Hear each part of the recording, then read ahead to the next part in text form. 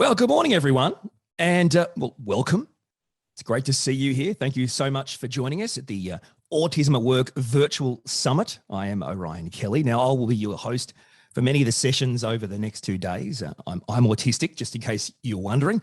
Now, we have an action-packed program agenda, and we're very excited to get this on the road. And the summit, hosted by Autism CRC, DXC technology, made possible by the wonderful support of our fantastic sponsors, SAP, ASA, Untapped, GHG Engineering, ANZ, Curtin University, La Trobe University, and Sunpork Group. And so thank you very much for your contribution. We really do appreciate it. And it's great to see everyone here today, wherever you are in the world. Now, before we begin, I would like to introduce Aunty Munya, who will provide an acknowledgement of country. Aunty Munya was not able to join us live, so she's very kindly provided us with a recording acknowledgement. So we'll see that now. Nangamanlari Amba, Nangamanlari Uran, Najananinga Manya Andrews, Badi Uran, Badi Buru Garwa Buru, Jadajin, Nilil Arjaloon in Western Australia. Naburga is Arlen, Lingo, Namanbur. Nangamanlari Amburni Buru Bandayan.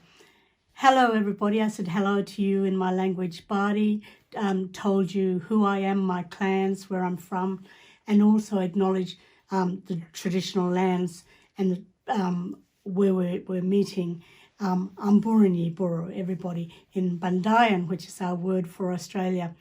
The acknowledgement of country is an important thing to do because it's saying to First Nations people, I see you. Not only do I see you, but I acknowledge you and I respect you. And it's a very important thing to do. When you think about the ways in which Indigenous people in this country have been ignored and made virtually invisible, it is such a profound act of recognition to do, and it means a lot. It isn't a tokenistic thing, it's very symbolic. So I encourage you always to acknowledge the traditional peoples on the lands on which you live and meet and work. And we say Nangamanlari, so find out from all of the different nations what the words are for hello and the names for their country, Buru. And I know you're having your Autism at Work Summit this week, and I wish you luck with that. It's very important work that you do. And I have personal experience of this. I never spoke for the first 5 years of my life, so I have a deep appreciation for where people on the autism spectrum are coming from. Very important what you do. Now, we all work on different people's countries, but it's important to acknowledge that land and that country wherever we are, where you can. Name the name of the First Nations peoples, but if not, then it's perfectly acceptable to say, I acknowledge the traditional owners of the lands on which we meet. So, Nangamanlari, everybody. First thing to do is to say hello to the old people and the spirits of this country. Amburni Buru everywhere. Nangamanlari.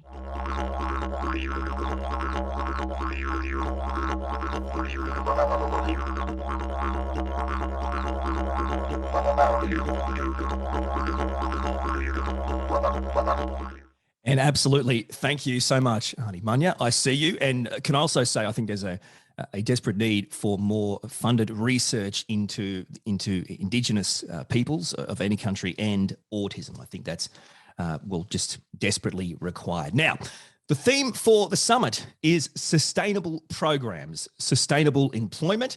And with more than 1,000 people registered to attend, it is exciting to see so many interested in learning from the growing number of organisations who are delivering sustainable programs and sustainable employment and reaping the benefits of a neurodiverse workforce. From my personal experience working in commercial radio, TV, media for over 25 years, on and off in different organisations, I would say with regards to autistic people and sustainable employment, it doesn't exist. I'd say it's fanciful and non-existent in my opinion. And probably based on a lot of the neurotypical standards that not only HR departments but people expect of autistic people.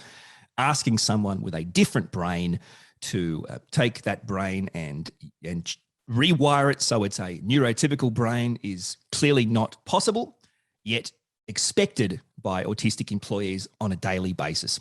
And that's just an experience of mine. I hope for my 7-year-old autistic son, his employment life will be better. From my point of view, as a grown man, I've in essence given up on employment. And that's just the cold, hard facts. Hopefully a summit like this can help. I'd now like to introduce the Minister for Families and Social Services, the Honourable Anne Ruston, to officially open the summit. Congratulations to the organisers for ensuring this year's summit, Australian Autism at Work, is taking place. COVID has brought many challenges for us all, and it's been important to keep a focus on vital issues such as those your summit is addressing. Every Australian should be able to reach their full potential. People with disability, including those with autism, should have the right in equal measure to any other Australian, and work is that key. Getting a job and having a job is an absolute game changer in anybody's life, and that shouldn't be any different for someone who has a disability. A job promotes personal well-being and helps maintain social communication. We know that work provides people a sense of independence, confidence and financial security. The Morrison government is committed to improving employment outcomes for people with disability. An important part of that commitment was the promise at the last election to support people with autism into jobs. To that end, the government has provided $1.5 million to DXC Dandelion program for a 12-month pilot to trial tools, training and support to provide improved understanding and support to disability employment service providers, employers and job seekers with autism. As many of you know, the pilot went live last October. By June this year, 96 people with autism and 34 employers were taking part. Also in June, I was very pleased to launch Autism Connect, the first dedicated national helpline for Australians with autism. Autism Connect, funded through an $8.4 million program under the Information Linkages and Capacity Building program, provides online, digital and phone-based services to improve the lives of people on the autism spectrum. Importantly, on the jobs front, it includes information and support for employers and employees. Over the years, there have been many studies and reports pointing to the value of employing people with disability, including people with autism. These studies have invariably found people with disability are strong assets to any business. As you know, people with disability make a significant contribution to any workforce. As employees, people with disability have rated highly for diligence and reliability. They are keen to succeed and bring a sense of enthusiasm to their workplaces. People with autism have frequently shown additional and unique skill sets, particularly with IT and technology. But when I speak to employers, they all say they understand the benefits of employing people with disability. But when it comes down to making decisions about who to employ, the data too often shows these positive attitudes are not translating into outcomes. We need to change perceptions and demonstrate the business benefits of accessing a highly capable but often overlooked workforce. Our task is to turn this around, and the government is trying to lead by example. The new Australian Public Service Disability Employment Strategy 2020 to 2025 sets a goal to increase the employment of people with disability across the APS to 7% by 2025.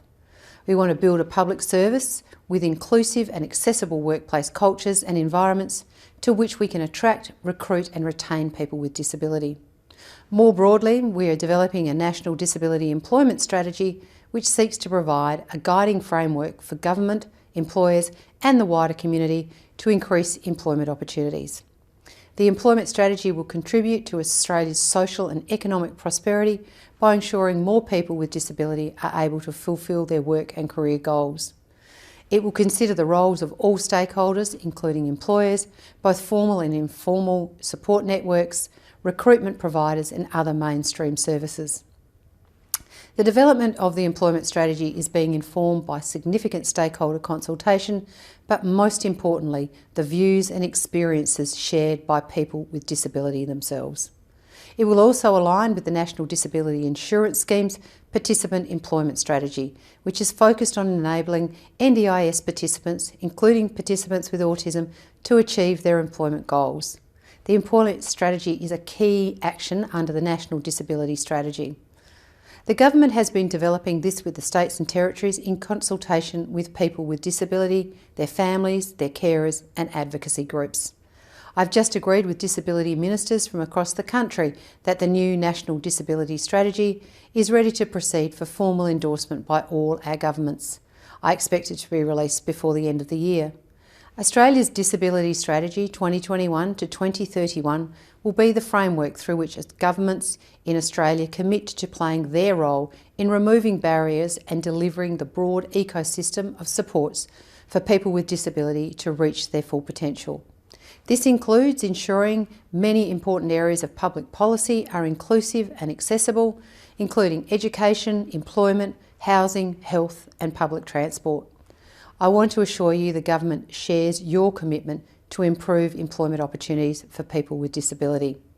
I very much look forward to hearing the results of your summit, with its focus on how we can improve outcomes for Australians with autism, and in particular, how we can better inform employers of the huge talent pool that's available to them.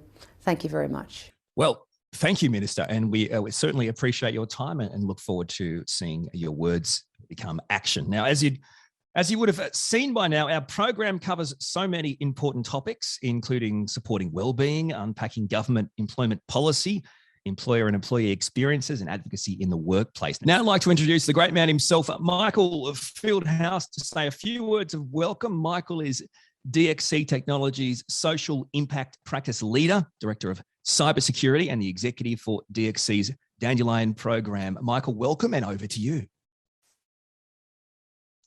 Thank you, Orion. Really do appreciate the kind words.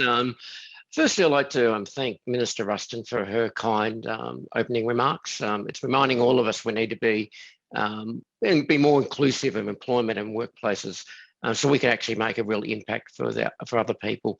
Reminding us all that it's not just ourselves that get the benefit of employment. On behalf of the Autism CRC and DXC and the sponsors, I'd like to welcome everyone to the 4th Autism at Work Summit in Australia. Unfortunately, we couldn't actually hold last year's summit due to COVID, but this is our first virtual summit, which is fantastic, and I'm really looking forward to it. This format has actually given us an opportunity to really source content and expertise from across the globe, which is seen in some of the agenda. And hopefully you take advantage of that. And I think there's some really great speakers I'm looking forward to actually listening to as well. Thank you to all our organisers, sponsors, volunteers and speakers for making this summit a reality. I know, particularly given the situation that many of us find ourselves in with us being locked in Australia, but very much thank you for all your time and energy. This year's summit's all about sustainable employment, and we're really looking forward to that theme and understanding what other organisations are doing and what can we do better in this area. I'd also like to thank the Autism CRC for their continued support of the event. So welcome everyone. I'm really excited to be here with all our colleagues and really have a great time. Thank you. Well, thank you. Thank you, Michael. Great words. We appreciate it. Look forward to more interaction throughout the next couple of days. Now, it's time to introduce one of the great heroes of the conference, Andrew Davis, Autism CRC CEO. Don't laugh, Andrew. I'm being sincere here. You're a legend. People need to know that. But also, now, so Andrew, I'll hand over to you because you'd like to say a few words of welcome. So welcome, my friend, and let's hear from you. Thanks, Orion. I'd like to also echo Michael's thanks to the Minister for Family and Social Services, Senator Anne Ruston, for her opening address, and also for her support of our work more broadly. This is now the 4th Autism at Work Summit that we, Autism CRC, have co-hosted with DXC Technology. And I'd sincerely like to express my appreciation to Michael and the DXC Technology team for the continued collaboration in delivering these important events. My thanks also, as Michael has just done, to our sponsors, exhibitors, speakers, our presenters and panellists over the next 2 days. Of course, the event would be all for naught if we did not have delegates. So my thanks to each and every one of you who has chosen to spend your time with us over these 2 days. The Autism at Work Summit has grown from what was a one-day in-person event of 100+ delegates a few years ago to this first virtual event, as Michael said, over 2 days with 1,000 delegates. We couldn't be more thrilled to see this growth in interest. We hope that this interest leads to more employers embracing neurodiversity in the workplace, leading to sustainable benefits for all employees, not just those on the spectrum, and for the performance of their business. Like me, I'm sure that you are keen to learn from the more than 45 speakers from across Australia and internationally. So, not to keep you any longer, thank you again for joining us and enjoy the summit. Well, thank you. Thank you, Andrew. We appreciate those kind words. And, you know, as an autistic person and your MC, well, I'm extremely excited about the next couple of days, and I can't wait to share with you a fantastic panel discussion I've had with some autistic advocates in the workplace, some extraordinary people. If you look at the agenda, you'll see it's a phenomenal conversation. So I can't wait to share that with you. But at this point, though, it's time to say, well, that is the end